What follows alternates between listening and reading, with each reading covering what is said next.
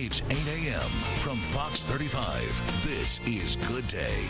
Welcome back, 8:24 right now. Lucy and Ricky did it. So did Fred and Wilma. Of course, they're all fictional characters. We're talking about couples sleeping in separate beds. It's becoming more popular than you might think, and it's not because of a fight or an argument.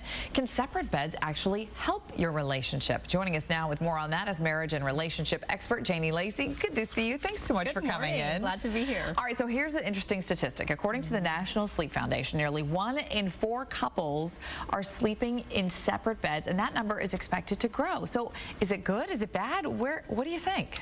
Well, most couples, when they sleep in separate beds, don't come to that decision lightly. So there's many different reasons why people will say, you know what, one of us is not getting enough sleep, and it's better for the relationship if we do get enough sleep because we're less moody with each other. And there's medical reasons, there's different work schedules, there's kids.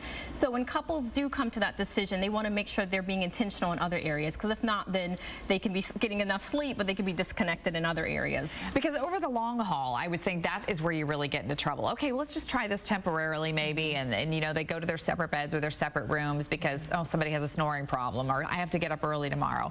But in the long haul, could you start to see your relationship kind of slide? And what do you do if you start noticing that? Potentially, and you're exactly right. We get comfortable with what we're comfortable with.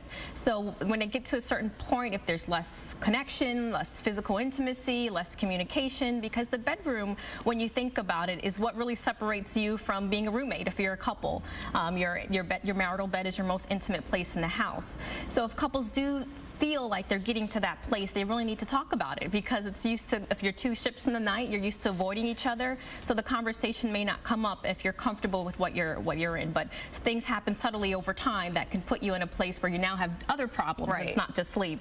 And let's talk about conversation, because isn't that one of the main things that that happens in the bedroom? Sorry, but it's true. I mean, we spend a lot of time doing pillow talk, and that's really one of the places that we do find that connection, that intimacy, that where we're able to talk about all the things that maybe we were too distracted to talk about during the day.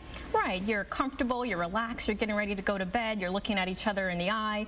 Most likely, hopefully you don't have the television on, the kids are already asleep. And I would tell couples, it's very healthy to have at least 20 minutes of intimate conversation before you go to bed. And we're not talking about heavy problem type stuff that's going to keep one of you up, but having that connection and the things that you may have missed when you kind of went through the responsibilities of keeping the family and what's happened at work and those types of things. So there are some really good pillow talk that can bring a couple together and keep them connected. All right, Janie Lacy, as always, so great to see you, and thank you so much for such great advice for all of our viewers. All right, good to see you, Jim. A lot of times when we'll look at couples, they'll say that they're getting married because they love each other, but then when you ask them what does that mean, then they don't know what to say. You have a detox period. You stop having the behavior, but then the other component is you have to learn to have a healthy sexual relationship. So when you think about how that shaped your life, look at how it's shaping the lives of our young people today.